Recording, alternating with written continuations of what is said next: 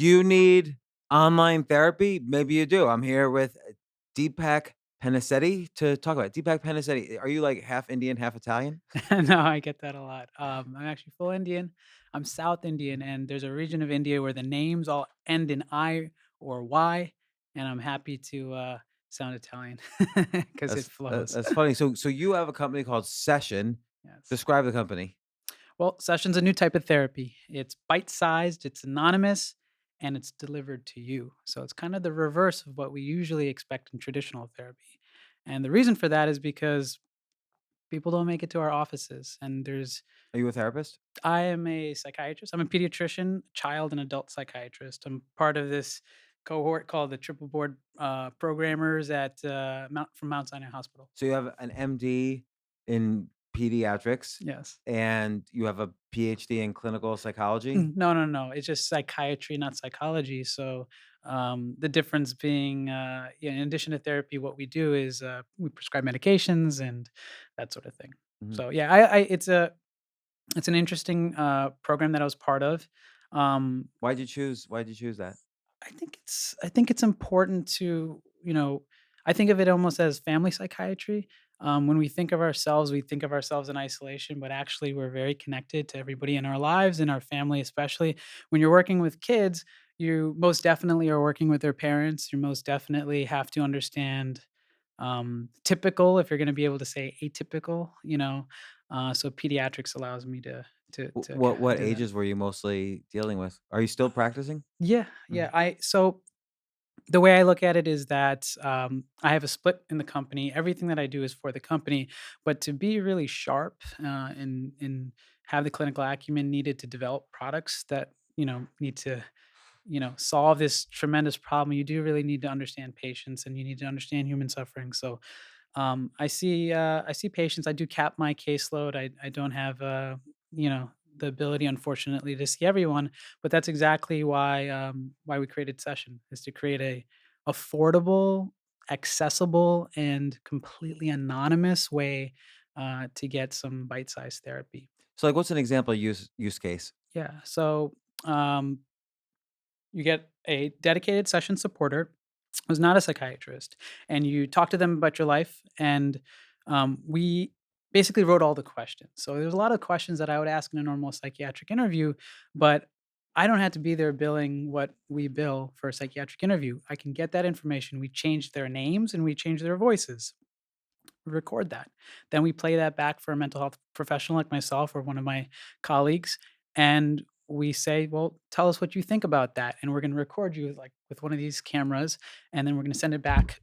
Send it back to the patient, and it's a few minutes of the professional's time, and it's more of the session supporter's time, but it's an overall more efficient way to render care. It's different, but it is in some ways, an added layer of care that doesn't exist currently. So let's say, for instance, I'm feeling. Let's say I just lost my job, and my marriage is shaky, and my kids aren't listening to me. So I'm feeling a lot of anxiety, Mm, and I find out about your website somehow. I go to the website, the session supporter.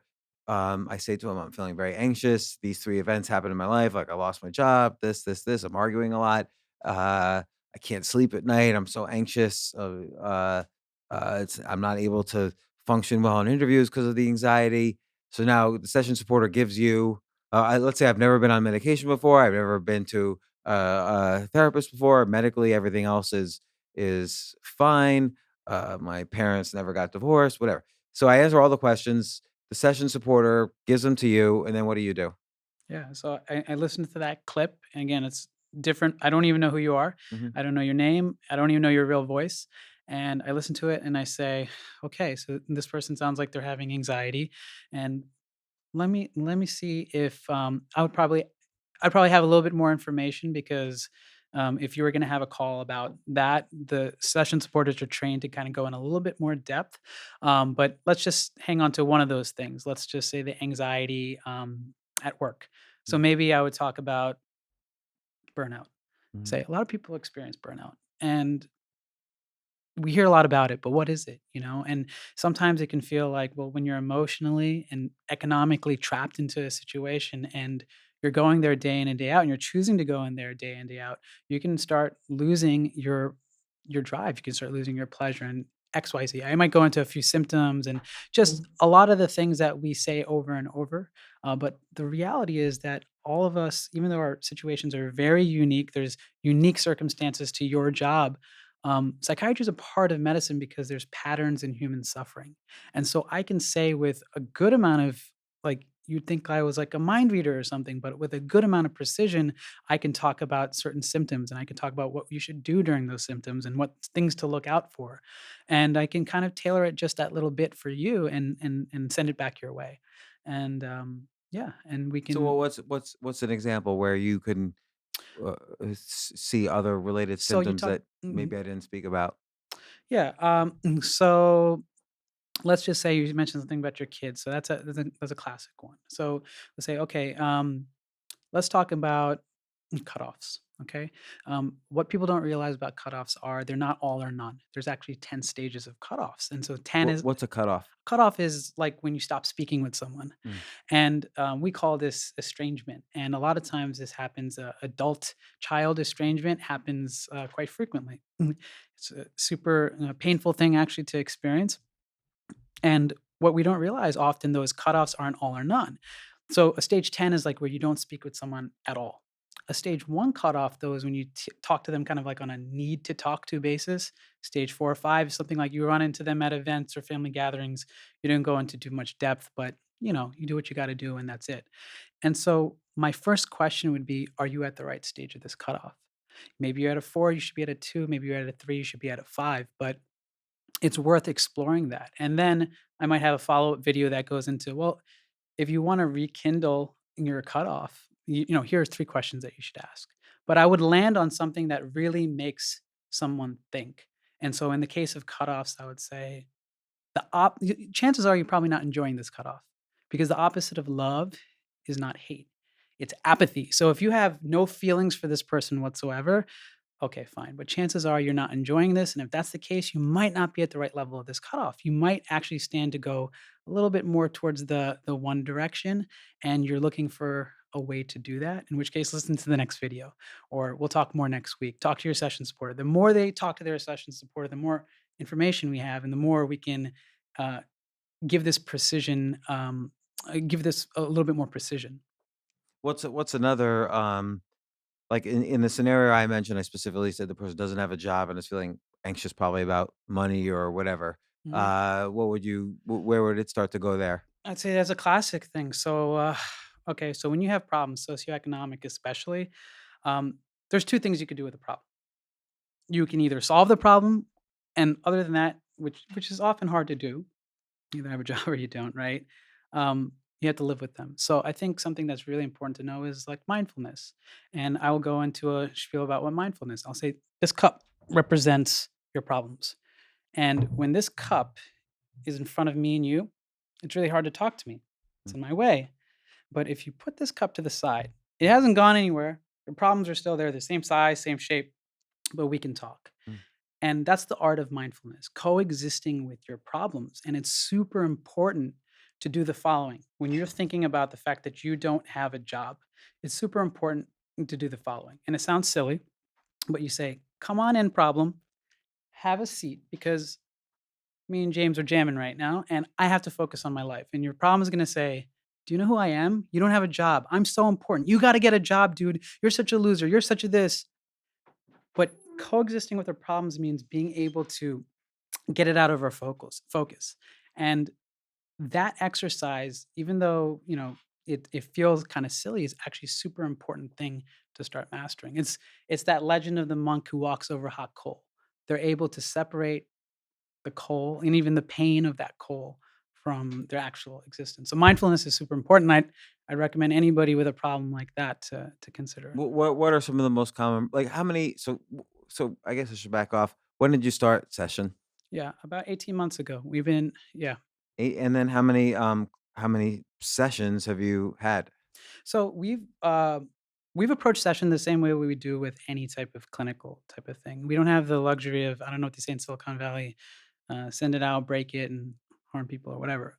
Do no harm is our Mhm. first rule. So we approach it in a way that's kind of like a new drug or a new service. And so we've actually had less than 1,000, and for very specific reasons because we have ridiculous amount of pre-enrollment and we cannot afford to do that wrong. So we're about to launch in January to the public. We had a beta, and these things have gone really well so far. We did have some adjustments in the beginning, but that's just like a good medication. You need to adjust all these things, understand how to do it before you start actually implementing it with real people. How do you define really well?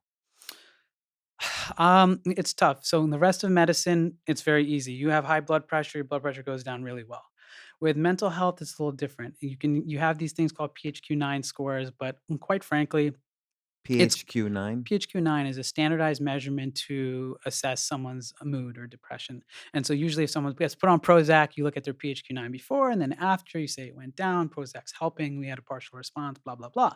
But the reality with mental health is there's a subjective factor to it. It's very qualitative. So our number one metric is retention. You see, I do my job correctly, especially with kids, if they come back. Kid won't come back to the office if they don't want to see you. Mm, So retention is the number one KPI for us, and our testimonials are just they're out of the world. That make you cry. mm. Like what people say, um, it's just it makes us feel really good about what we're doing. So what are the most common problems that people, first off, I guess there's a barrier. People have to trust online versus in person, but, have you found that to be a barrier? I guess that's kind of gotten better and better over the years. I think traditionally with a lot of the online, there is that barrier. For what we're doing, it's a little different.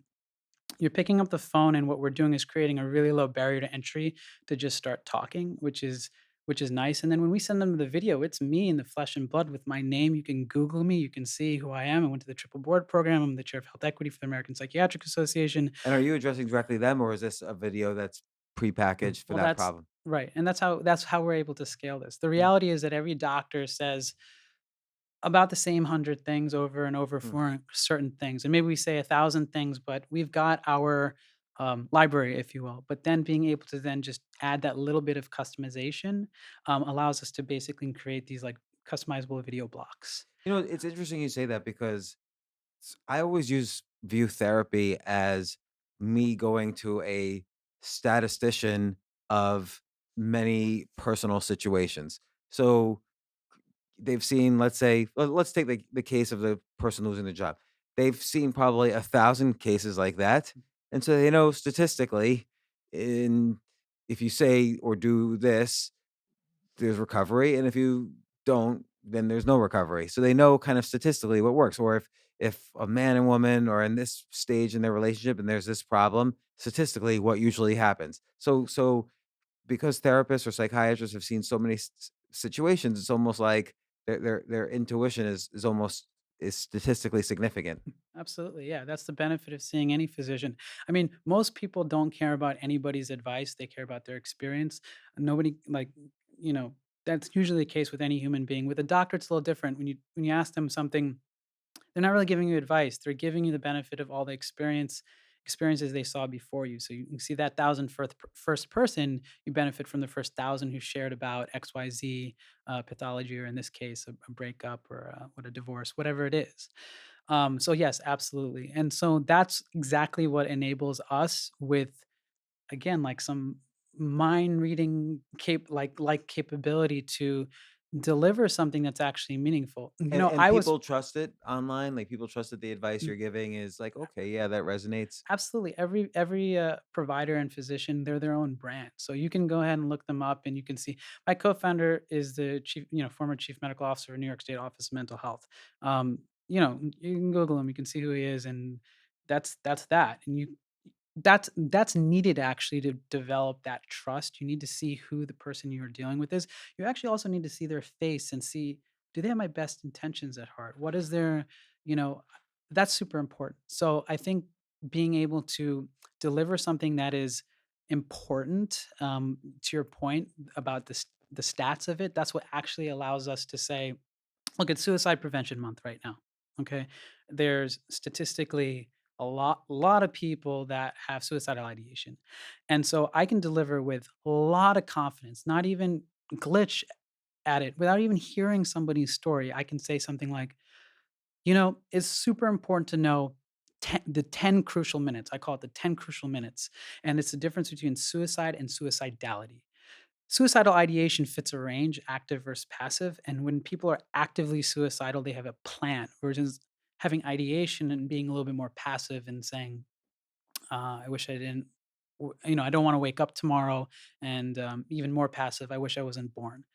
And so there's this huge range, but when someone goes really into the active zone, there's about 10 crucial minutes that we call suicidality, where you have this overwhelming feeling like you have to take your life. That's the only option you have to make it.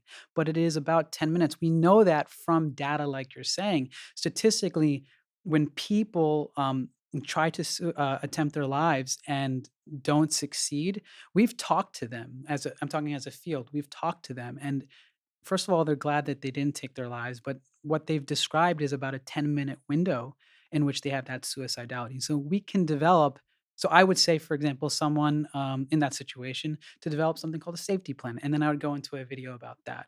So I can deliver that, and I haven't even heard someone's specific story. This personally impacted me when I found out I was dyslexic. And I just thought, okay, well, yeah, I hate reading, but I whatever, who doesn't? I didn't realize the extent to which, and then I came across a book by, Sally Shaywitz, who is at the Yale Child Study Center. Oh, it's so funny. I know her from 45 years ago. Wow. So literally, I grew up with her kids are my age. So David Shaywitz has been my roommate in, like, summer camp, and, like, our mom, Sally, and my mom were best friends when they were little girls, so in the Bronx, Wow. and, so I grew up with David, and we'd go to all these, like, summer programs together, and, that's She's, anyway, just an odd coincidence. She's very smart, she's like a genius, and her husband, Bennett Bennett Shaywitz, Shaywitz, yeah. is a genius as well. I was so, taken by what she had. And by the way, David is a MD, PhD. He's a genius now. Oh, So I mean, I believe it because these, and I mean, she inspired me so much. She that first chapter of the book describes my life better than I can myself, and that is, it makes you feel like you're not going crazy, you're not alone. This is a thing, and however you feel about diagnoses or labels, I come from a culture where people don't really dig it, but it's fine. Different people have different preferences, but when somebody describes you and your symptomatology, it is a relief that is so powerful. So much so that I ended up, I made a little short film about it. My wife's a film and television producer, and I made a little film about it. This was a while ago. I was in med school, so it was like 15 years ago. But and I sent it to her, and I just wanted to tell her how much she impacted me. I got to meet her, and I told her myself. But that's the power of it's why I love medicine. It there's patterns to human suffering, and we don't need to suffer. So many people are hurting right now. How many people are hurting? They're just hurting. They have no options. They can't afford, they can't access, and they're terrified of what it means to like say some of these things out loud, let alone have it documented in a chart somewhere. so what are some of the most common problems that people who come to your site seem to have? Relationships are number one. How do they describe it? Like, what kind of relationship problem? Um, Someone said the other day, after my mom had passed away, the family had is not close anymore, and my dad specifically and I, we don't hang out as much, and I just wish that we were best friends. So emotional, and it these things really impact people, and I don't know the details actually of that case offhand, but I don't think he's ever told his dad that. And then you'll have people who are in relationships, married, and there's infidelity or what have you, and, you actually go to the root of it. People aren't trying to hurt anybody, that's a byproduct. No one's trying to make you cry at night. That happens, and we form anger and resentments, but if you actually see, as a child psychiatrist, I deal, I work with the bully just as much as the kid who's getting bullied, and I know that both of them are actually struggling, and that's actually how the rest of the world is too, and relationships are probably at the core of what people are talking about, um, and then I'd say, like, frank depression, anxiety, and But then in the case of relationships, like in the infidelity, at what point do you say, "Okay, you guys should just end. You're not gonna forgive each other. The strain is too much." well, I'm glad you brought that up. This is a key misconception that people have about therapy. It's not advice giving. My job, and it's not my place to give anybody advice. Who the hell am I? I mean, I might have different morals, values, this, that, and you might feel judged. My job is not to do that. Therapy has one goal, to make you think. Hmm, So if I just make some, and I try to do this in my regular life, every time I meet somebody, I just try to say something that makes them think about me after I leave. And about something I said, not about me. mhm. That's a whole nother problem. But I think that's super important. So I wouldn't ever say, "Hey, you guys should end this." I would simply ask questions like, "Why did you fall in love in the first place?" Say, "Oh, tell me about that story." Um, "Do you resent your partner? Why? What is it that your partner doesn't understand? What is it that you can talk about more with the stranger at a bar than you can with your wife?" Hmm.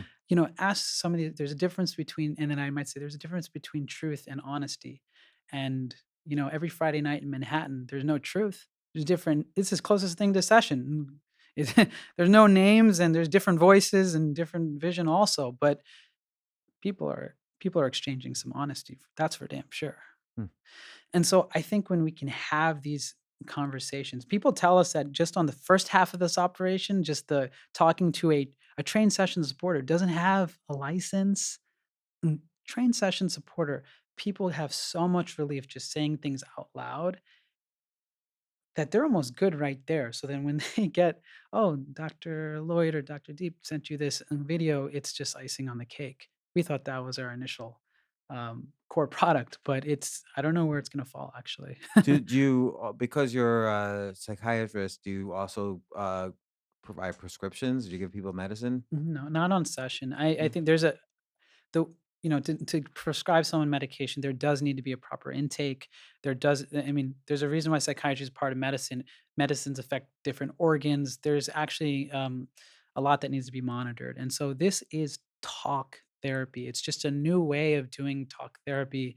Um, and nothing will ever replace being in person. That's another thing. Nothing. And this is not meant to do that. It's meant to create a path.